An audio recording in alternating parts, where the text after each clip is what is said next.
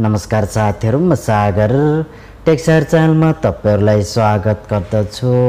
आज तपाईहरुलाई कसरी आफ्नो मोबाइल फोनमा रहेका सबै एसएमएसहरुको ब्याकअप बनाएर आफ्नो मोबाइल फोनमा सेभ गर्न सकिन्छ भन्ने बारेमा यो भिडियोको माध्यमबाट जानकारी गराउँदै छु। यदि तपाईको मोबाइल फोनमा धेरै इम्पोर्टेन्ट मेसेजहरु छन् र तपाईले तिनी मेसेजहरुलाई सेभ गरेर राख्न चाहनुहुन्छ भने अब तपाईले धेरै आसान तरिकाले आफ्नो मोबाइल फोनमा रहेका सबै एसएमएस को ब्याकअप बनाएर राख्न सक्नुहुनेछ।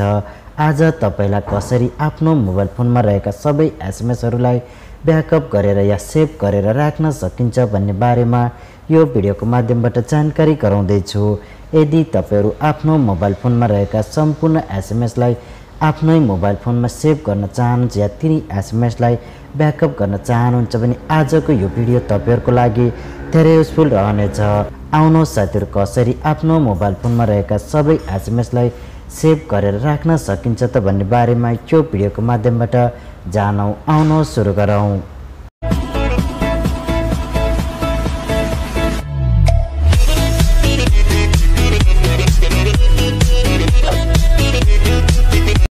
अब तपाईले आफ्नो मोबाइल फोनमा रहेका सबै एसएमएसहरुको ब्याकअप गरेर या आफ्नो मोबाइल फोनमा रहेका सबै एसएमएसलाई आफ्नै मोबाइल फोनको मेमोरी कार्डमा सेभ गरेर राख्नको लागि तपाईले आफ्नो मोबाइल फोनको एसएमएसलाई ओपन गर्नु।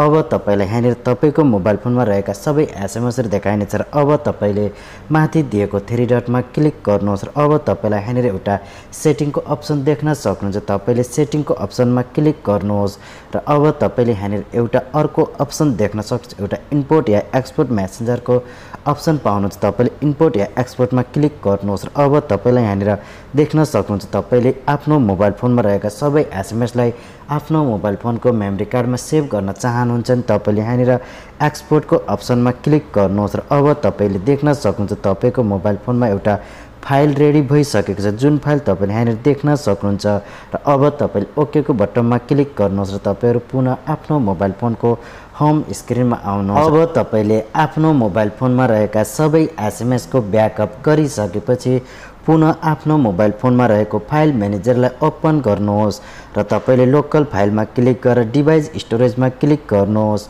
र अब तपाईले यहाँनिर देख्न सक्नुहुन्छ ब्याकअप भनेर दिएको एउटा फोल्डर रहेको छ।